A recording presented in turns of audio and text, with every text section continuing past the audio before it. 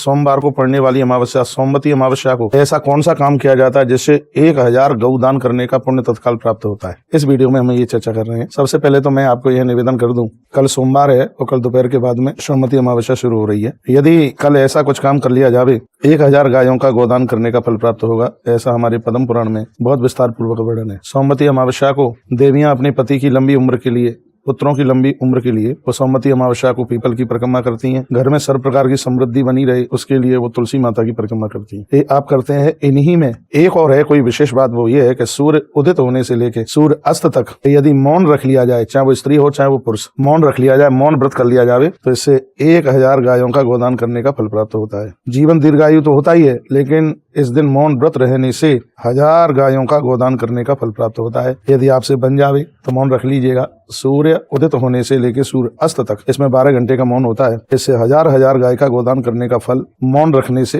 प्राप्त होता है। क्योंकि आदमी मौन रहेगा तो झूठ नहीं बोलेगा, लड़ाई नहीं होंगे, झगड़े नहीं होंगे, तो उससे फिर 1,000 गाय का गोदान करने का फल प्राप्त होता है। हमारे ग्रंथों में सोमवती अमावस्या की बहुत बड़ी महिमा बताई गई है। स्नान दान करने की भी बात कही गई है। इस दिन गंगा का स्नान, यमुना का स्नान, नर्मदा मैया का स्नान, यानी नदियों का स्नान बहुत ज्यादा प्रभावशाली बताया गया है। भगवान शंकर जगदम्बा की पूजा होती है। तुलसी माता का विशेष रूप से पूजन होता है। इसमें भगवान शंकर का एक विशेष रूप से अभिषेक होता है। इस वीडियो में प्रमुख बात मैं ये लेकर के आपको आ रहा था कि यदि 12 घंटे का मौन कर लिया जावे तो हजारों गोदान का फल प्राप्त हो जाता है। पीपल की पूजा इसमें बड़ी विशेष है। कई बार मैंने पहले भी बोला है कि पीपल के नीचे मूल में विष्णु, उसके तने में शंकर जी और उसके आगे के भाग में साक्षात विधाता ब्रह्मा निवास करते हैं। इसलिए पीपल की पूजा करने से सौभाग्य बढ़ता है, संपत्ति बढ़ती है, उम्र आयु बढ़ती है। सोमवार को पड़ने वाली अमावस्या को ब्राह्मणों को भोजन कराया जाए, गरीबों को, दीन दुखियारों को भोजन कराया जाए तो उससे पितर बहुत प्रसन्न होते हैं। पितरों को इस दिन जल भी दिया जाता है, तर्पण भी किया जाता है, पीपल में भी जल डाला जाता है और तुलसी में भी जल का अर्घ दिया जाता है। महाभारत जैसे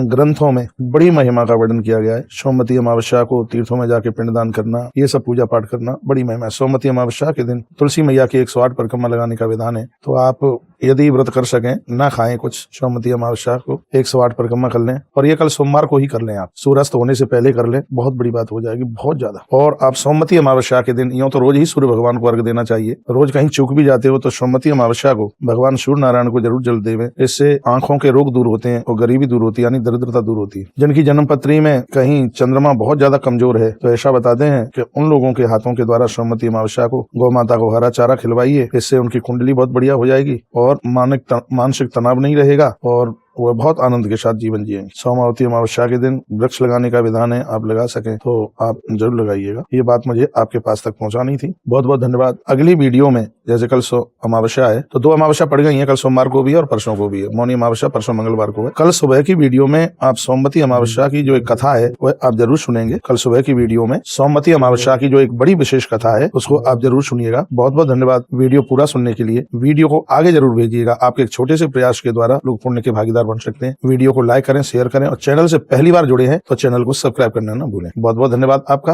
वीडियो पूरा सुनने के लिए। जय श्री कृष्णा, जय श्री राम, जय गौ माता, जय राधे।